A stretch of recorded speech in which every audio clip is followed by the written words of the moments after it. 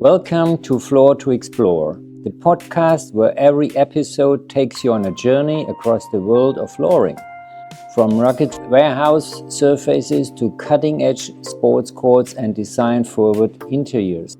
We have seen the good, the bad, and the beautifully coated, and we are here to share it all, from lab innovation all the way to real-world application that are revolutionizing industries. Together with guests from around the globe, we'll uncover stories, challenges, and the innovations that keep the world moving, one floor at a time.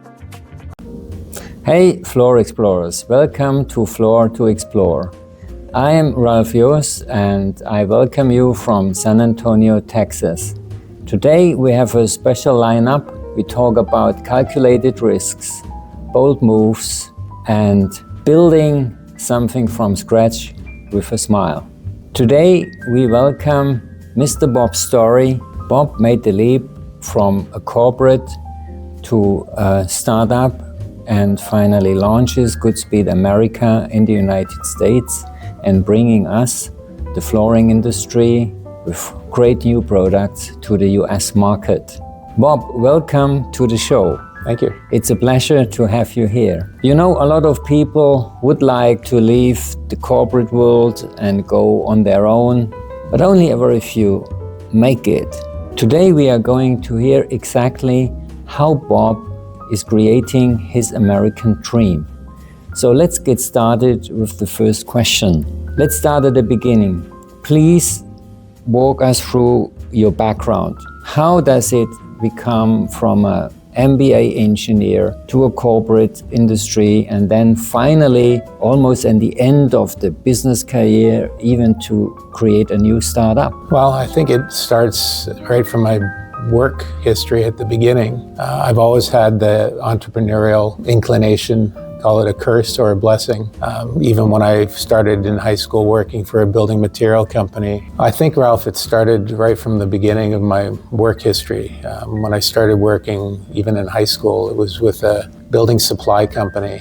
And after a few years, I realized that customers were coming in asking a lot of questions about the interlocking brick patio pavers. And I started at 16, my first company called Student Patios, installing interlocking brick patios. And ever since, I've just had an inclination and an interest in entrepreneurial adventures and businesses that solve problems that weren't being solved. So I think when I went through my engineering degree and came out, started working for a building material company, it was just a natural progression for me to continue to look for ways I could satisfy that entrepreneurial spirit.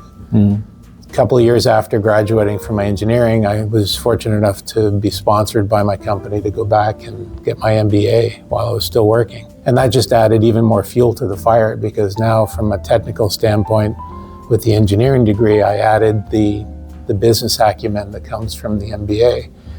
And that just fueled the fire even more for me to look at opportunities within the companies I worked for to expand and grow and develop and introduce new products and introducing new ideas to the industries that I worked in. The problem that I often ran into is the companies that you work for don't often have the same pace or interest in taking risks and exploring new opportunities that I always seem to have. So that was always a bit of a conflict for me, is pushing the companies that I was working for to think outside the box and keep pace with the But if you just can make it short faster and precise, if you just look back, you worked for multinational corporates. So finally they are everywhere, or you also can say nowhere.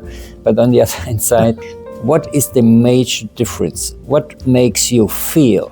I mean, at the end it's all about emotion. What makes you feel to take this new direction? So what didn't work before?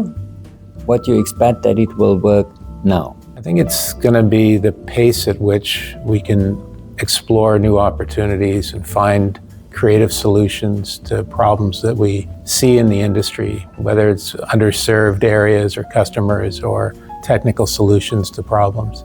I often want to move a lot quicker than most companies are prepared to move. And I think now with this new venture in North America, we can bring some of the technology that exists with the European and Asian business to the North American market without having to go through corporate boards of directors and shareholder approvals. It's something that we can move much faster with. So in other words, we can move now with lightning speed instead of snail's pace. Call the band 10 years after, right? Yeah, yes. Exactly. Yeah.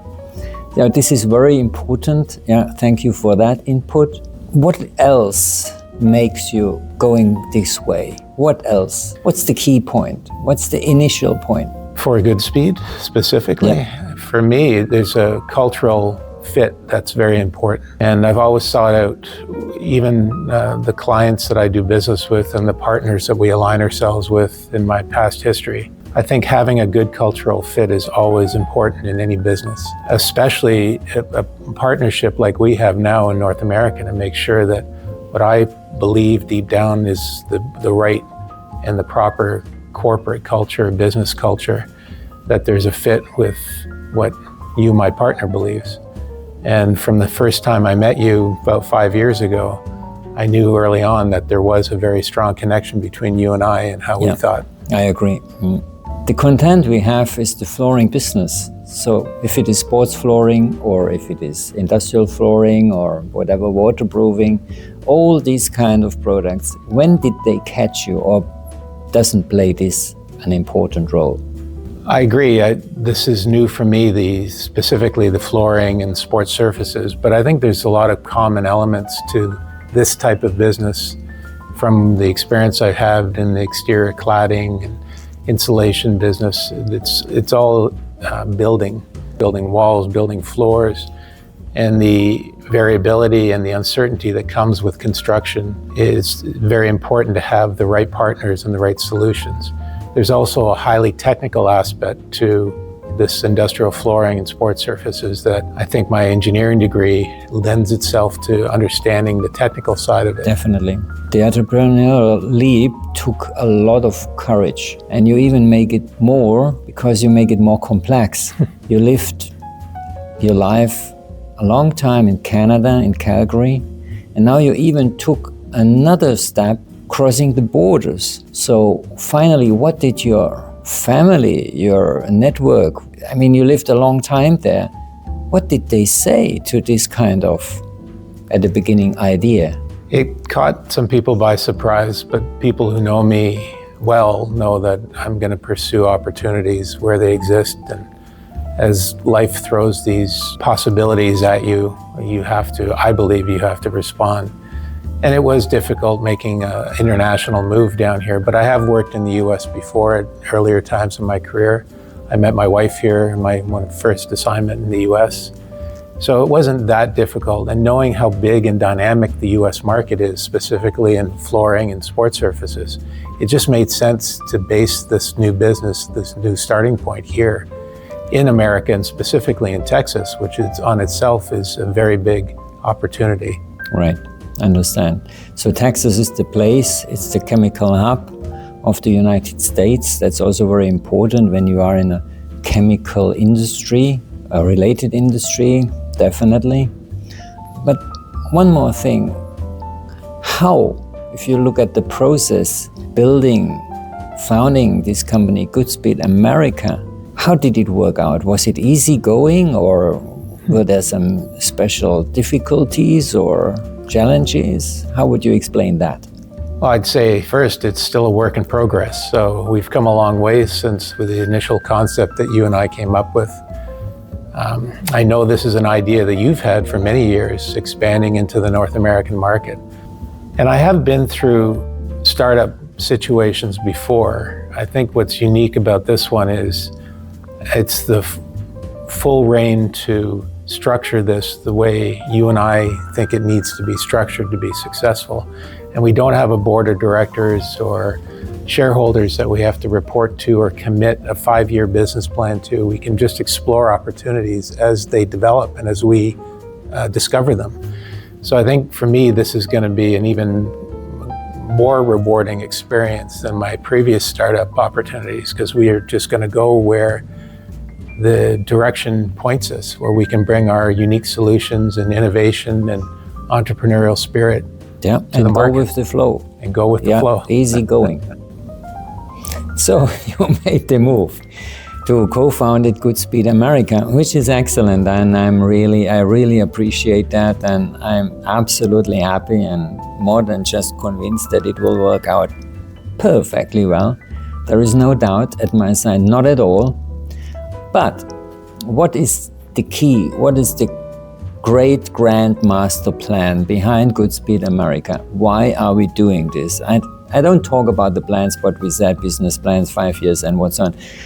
We give a shit on it. We don't care about it at all. Life is what's happening while we make other plans. So now it's your turn. What's your grand key great master plan behind? Ralph, I think there's two main elements to that. For me, anyway, it's seeking out opportunities where the industry in North America is being underserved, or there's solutions or problems where we can bring unique, innovative solutions. And the second part, and it's very important, is making sure we build the right team around us. We are truly starting from scratch, and we have the opportunity now to add team members as the business grows, and making sure that those people share the same passion and appreciate the culture that we're trying to create here. Those two elements to me are what's going to define Goodspeed America. Excellent. Okay, that's very important, this few people first. But the next step is, if you just look at Goodspeed America, how would you differentiate yourself as Goodspeed from the rest of the world? What would you make different? I think it's the approach to the market. I don't plan on selling from a catalog of products and systems. I think it's important that we find out from our customers' perspective what they need, what the problems are that they're facing, and then bring solutions, whether we have those solutions on the shelf or we have to rely on our R&D, which I've seen when I visited the R&D facilities. It's a world-class facility that comes up with some very creative solutions. So I'm confident that we'll be able to bring that ability here and find the solutions to the customer's problems, but instead of trying to just sell them what we have on the shelf today. So if we look a little bit more in the future, how do you see the American market, let's say, within the next 5 to 10 years, how it is going? Well, I think all construction industry, building material companies are going through similar transitions. I think sustainability is a very important factor, and one of the things that attracted me to Goodspeed from the beginning is the philosophy that sustainability is built in, it's not bolted on. Right. I think too many companies are just throwing sustainable ideas out there to try and look sustainable. I think that's part of the core belief system in Goodspeed. And I think that's going to continue to be an important aspect of successful companies in any building space, including the flooring and sports surfaces. And then bringing the technical aspects. AI is accelerating innovation on all levels. I think it's going to affect and touch every industry, every company. So being proactive and responsive to those technical solutions and innovations as they become available, I think those are the companies that are going to be successful. Yeah, the answer lays there. Only the fastest run on tracks. Yeah, this vision is quite ambitious and of course exciting. That's why we do it. Yes. Life is where you have not been before. The rest is repetition. That's why we are doing it as well. Yeah, if you look at this, all sounds great, all sounds excellent and easygoing, but there are always obstacles, there's always some challenges. What kind of challenges would you think we are going to face, especially the next months and the very first years? Well, it's the obvious one to me is we are new in North America. And that brings a whole set of challenges in getting the Goodspeed recognition and brand equity built up to the point where people seek us out for solutions and our products. So that is going to be the first order of business, to make sure that, and we don't have to be everything to everyone, but we do want to start establishing ourselves as experts in certain elements of the business and targeting the customers that are looking for those type of innovative solutions. So I think that's going to be most of my activity in the first little while. And you have a great supporter, Goodspeed. Goodspeed. It can't be better. A little bit more about the challenges and the growth. Did you ever thought, was there a time where you thought, what the hell I brought myself in? Yes, to be honest, often. It's a question in moments I ask myself, am I doing the right thing? Is this crazy? But I know it feels right. It just feels like this is the obvious and the best next step in my professional career. And on a personal level, my wife and I are very aligned in our philosophy and agreement that this is a great opportunity for both of us. So even though I have moments of doubt, when I think about it and I realize the career path that I've been on for 35, 36 years, this is a very logical next step for me. And it does bring together a lot of the elements that I've learned along the way, and allows me to approach this new opportunity with, I think, a good mindset and a good set of experience that allow us to be successful. Yes, Bob, this was the key element, what you just explained. Jody finally was for me the key. When she said, yes, you have to do it, I said to you that already many years ago, you have to do this because this is your, as you mentioned, element. That's it. Go for it. There is nothing to lose. Yeah, her support through this has been absolutely essential and unwavering. She's been behind me through this whole process. So not having that would be very difficult to make this work. Right. Excellent. Looking back, is there anything what you would say to you, I should have learned this earlier?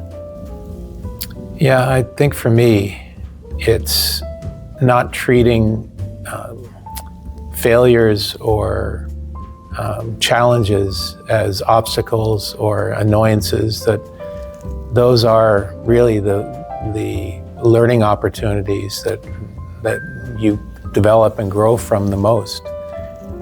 That it's all about the journey, not achieving an arbitrary destination. It's the journey that is really the life lesson.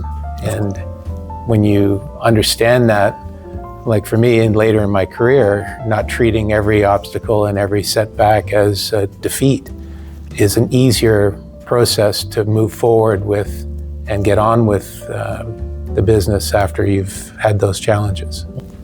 Life is a journey, and it's always better to travel hopefully than to arrive. And we should not think too much. This overthinking in these days just stops us to be creative, to be active. Yes, that's all. Perfect. Those challenges have clearly expressed your journey already through business, partnership, and all those things. Coming back to partnerships, as we realize in life, to whom we partner is the most critical and the most beneficial question or answer at the end of the day. So let's talk more about us. If you look at this, what attracted you most, or what was the key decision for you to partner with Goodspeed Floorfinder team? And finally, take the responsibility to start here in America. I remember very clearly the first time I met you. It was at a large event of general managers across the world at a meeting in Germany. And when we had the first question and answer session, one of the first questions came from you, who I had not met. And from the questions you asked, I knew instantly that you thought differently.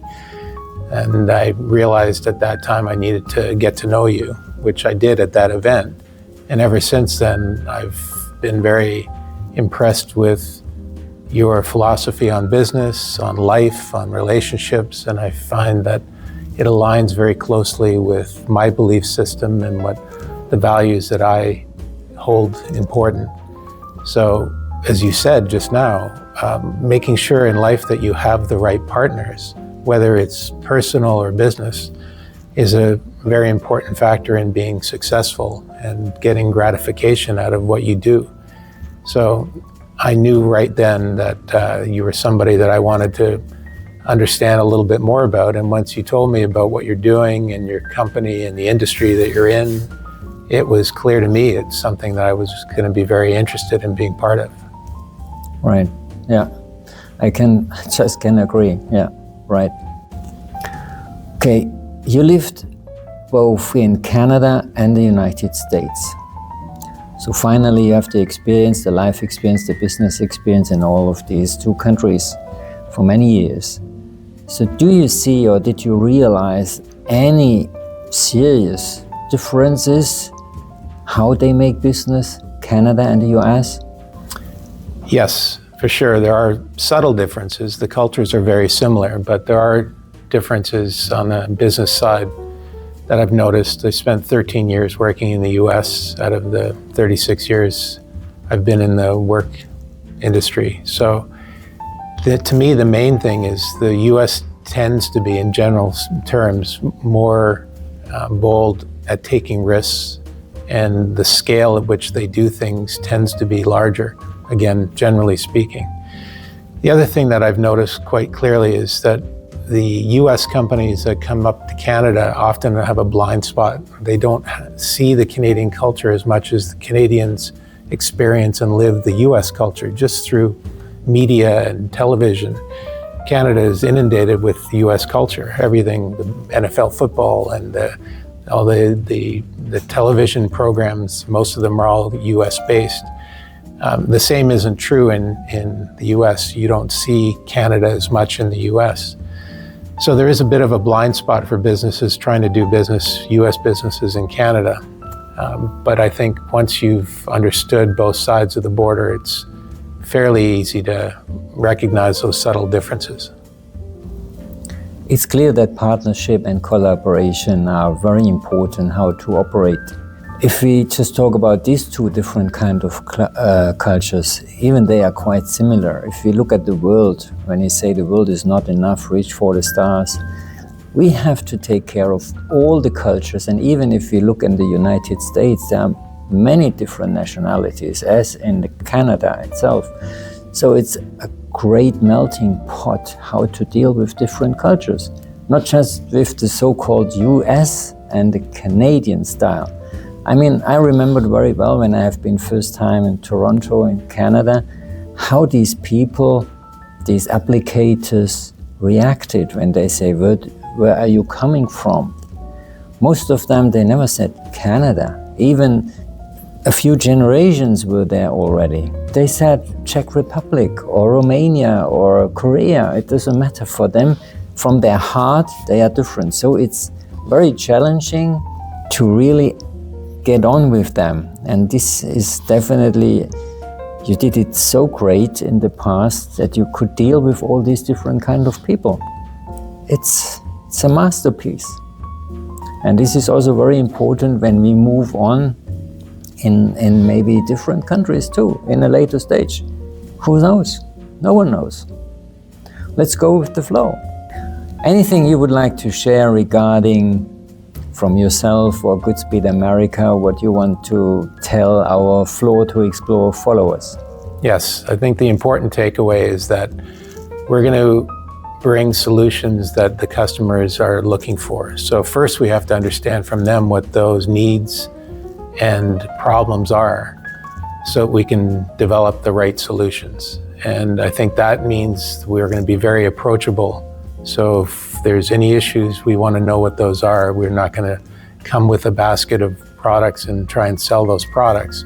We want the feedback from our customers. And I think that's the critical takeaway here, is that we're going to go out there and ask a lot of questions, right, and listen very closely so that we have the best information to develop those solutions. Yeah, who is asking is leading. That's always the secret. And listen to your customers. They tell you what you should do. Bob, this has been really inspiring. Thank you for that, and I'm really grateful to have met you and that we can go a long way in the future together, from corporate boardrooms to build up Goodspeed America from the scratch. It's amazing. It's risky not to risk anything. Bob's story reminds us that success isn't just one thing. It's not about plans. No, it's about partnership. It's about courage, and especially that you be yourself.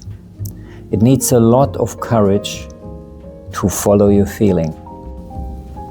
We can't wait to see what Goodspeed America will accomplish in the next few years. Enjoy this episode? Share Floorfinder, Floor to Explore, with someone who needs to hear this story, whether they are in the flooring industry or just contemplating their next big move. Next time on Floor to Explore. Thank you. Take care. Thank you for joining us on this episode of Floor to Explore. Stay ahead, stay curious, and stay grounded. Don't forget to follow, share, and keep exploring the future of flooring with us at floorfinderasia.com. We'll see you again next time on another floor worth exploring. Floorfinder, live on it.